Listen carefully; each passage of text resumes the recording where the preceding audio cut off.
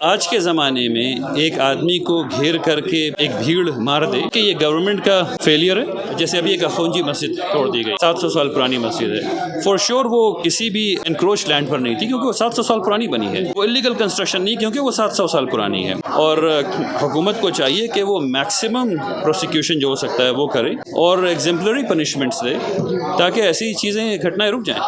तो जिन ऑफिसर्स ने उसको तोड़ा है वो हमारी एडमिनिस्ट्रेटिव बॉडी है कि कानून नहीं तोड़ा जा सकता है। ऑफिसर्स भी कानून नहीं तोड़ सकते हैं। ये गवर्नमेंट का फेलियर है कि मुस्लिम्स वोट बैंक नहीं है और उन्हें मुसलमानों को पॉलिटिकल रिप्रेजेंटेशन देना होगा। गवर्नमेंट की जिम्मेदारी है कि वो हर सिटीजन को सिक्योरिटी प्रोवाइड करे। नेशनल दस्तक आप देख रहे हैं, मैं हूं आपके साथ अबरारुल हक रहमानी। मेरे साथ मौलाना अहमद वली फैसल रहमानी साहब है। आज जो बैठक हुई किन मुद्दों पर हुई और क्या जो घटनाएं घट रही है इस पर आप लोग क्या एक बड़ी रणनीति के तहत काम कर रहे हैं?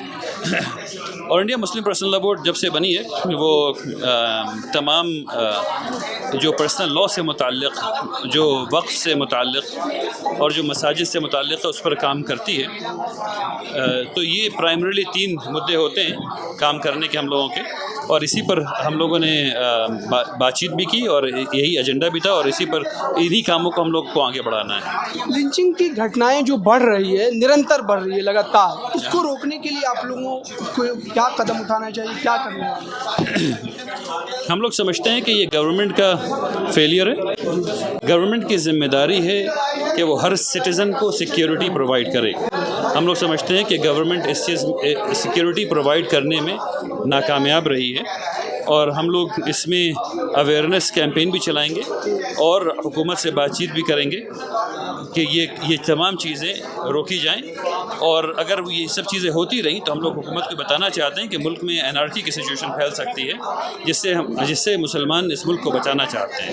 एक सवाल मेरा ये रहेगा कि जो भाजपाई शासित राज्य है वहाँ पर इस तरीके की घटनाएं घट रही थी, लेकिन अब विपक्ष की सरकार जहाँ वहाँ भी, चाहे वो पश्चिम बंगाल हो, झारखंड हो, कैसे देखते? ठीक वैसे ही जैसे पहले को देखते हैं। ये गवर्नमेंट का फेलियर है, चाहे वो प्रो बीजेपी गवर्नमेंट हो या ऑपोजिशन लेड गवर्नमेंट हो।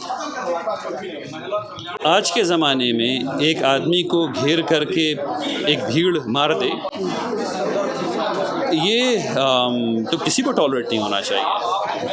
और हुकूमत को चाहिए कि वो मैक्सिमम प्रोसिक्यूशन जो हो सकता है वो करे और एग्जेम्पलरी पनिशमेंट्स दे, ताकि ऐसी चीज़ें घटनाएं रुक जाएं। मस्जिद मदरसे पे लगातार हमले हो रहे हैं, चाहे आपने जिक्र किया यहाँ पर, उसको रोकने के लिए सरकार लगातार एक बहाना बना करके उसको तोड़ने की कोशिश कर रही है। इन सब चीज़ों को कैसे रोकें? देखिए, जैसे मैंने पहले कहा कि मसाजिद वगैरह जो हैं, जो ख़ास करके वो मसाजिद, जैसे अभी एक अखौंजी मस्जिद तोड़ दी गई, 700 साल पुरानी मस्जिद है। फॉर श्योर वो किसी भी इनक्रोच लैंड पर नहीं थी, क्योंकि वो 700 साल पुरानी बनी है। वो इलीगल कंस्ट्रक्शन नहीं, क्योंकि वो 700 साल पुरानी है। तो जिन ऑफिसर्स ने उसको तोड़ा है, अगर उन ऑफिसर्स पे हुकूमत एग्जेम्पलरी पनिशमेंट उनको दे दे और कोर्ट्स भी उनको एग्जेम्पलरी पनिशमेंट दे दें, तो फिर मेरा ख्याल है कि जो हमारी एडमिनिस्ट्रेटिव बॉडी है उसकी बात समझ में आ जाएगी कि कानून नहीं तोड़ा जा सकता है। ऑफिसर्स भी कानून नहीं तोड़ सकते हैं। अगर ये बात हो जाए तो मेरा ख्याल है कि काफ़ी अच्छा रहेगा। एक छोटा सा सवाल ये रहेगा कि राजनीतिक नुमाइंदगी मुसलमानों की कैसे बेहतर होगी, क्योंकि इस बार भी संसद में सांसद जो है मुसलमानों के कम जीत करके, और इसके बिना कभी भी मुस्लिम समाज जो है वो बेहतर नहीं करता। नहीं, मैं ऐसा नहीं समझता। हाँ, ये बात ज़रूरी है कि पॉलिटिकल रिप्रेजेंटेशन बेपनाह ज़रूरी है, और ये बात ऑपोजिशन पार्टीज़ को समझनी होगी कि मुस्लिम्स वोट बैंक नहीं है और उन्हें मुसलमानों को पॉलिटिकल रिप्रेजेंटेशन देना होगा। अभी इस साल जो इलेक्शन हुआ है उसमें जहाँ तक मुझे याद है ये कम से कम 60 साल में सबसे कम मुस्लिम नुमाइंदे हैं, 24। पिछली दफ़ा में 27 थे। तो ये बात जो ऑपोजिशन कोलिशन है, कम से कम उनको समझना होगा कि ऐसा वो नहीं कर सकते हैं मूविंग फॉरवर्ड। सुप्रीम कोर्ट का जो फैसला आया मुआवजे को लेकर के, मुस्लिम महिला को लेकर के, इस पे आपका रुख उसके विरोध में क्यों है, क्या वजह? क्योंकि इस्लामी क़ानून में उसके प्रोविजंस ऑलरेडी मौजूद हैं। इस्लामी क़ानून में ये पता है कि अगर एक हमारी बहन अगर वो किसी वजह से अपने शौहर से इस्लामी तरीक़े से अलग होती हैं तो उन्हें उनका नान नफ़ा, उनकी किफ़ालत कौन करेगा और कैसे करेगा, और कौन कौन लोग हैं, पूरी एक बॉडी है लोगों की जो उनकी किफ़ालत करेगी, वो इस्टेब्लिश्ड है। इसीलिए आप देखते हैं कि इस्लामिक सोसाइटी में जब तलाक़ होते हैं तो वो उनकी कंडीशन नहीं होती, उनकी रिहैबिलिटेशन दूसरी कम्युनिटी से क्विक होती है, उनकी दूसरी शादी दूसरी कम्युनिटी से क्विक होती है, क्योंकि हमारे यहाँ इस्लाम के अंदर ऐसा कोई टबू नहीं है, ठीक है ना। तो ये जो फ़ैसले हैं ये दूसरे लेंस से किए जा रहे हैं, जबकि इस्लामिक सोसाइटी के इथॉस में ये चीज़ें हैं ही नहीं। इसलिए मैं ये जो है वो असल में मुसलमानों के नज़दीक ये मर्द और औरत का डिवीज़न नहीं है, लेकिन जो मॉडर्न सोसाइटी है वो हमेशा मर्द और औरत को दो अलग अलग कंपीटिंग एंटिटीज़ के तौर पे देखता है। इस्लाम इन्हें कॉम्प्लीमेंट्री एंटिटीज़ के तौर पे देखता है जो कि इक्वल हैं, अलग अलग रोल्स में हैं। बहुत बहुत शुक्रिया।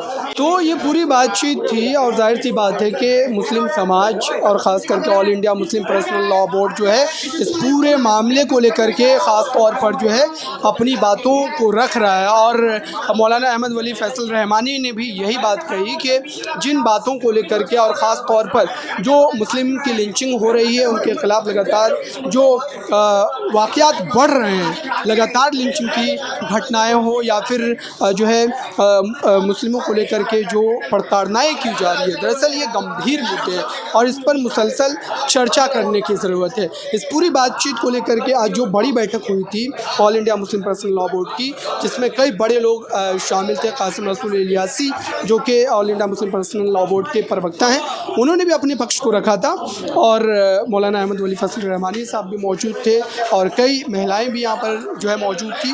चूँकि देखिए जो तलाक को लेकर के, गुजारा भत्ता को लेकर के बीते दिनों सुप्रीम कोर्ट का फैसला आया था, जो तेलंगाना का मामला था, हाई कोर्ट ने इस पूरे मामले पर फैसला दिया था, 20,000 की कुल भत्ता देने की बात कही गई थी और उसको सुप्रीम कोर्ट ने बरकरार रखा।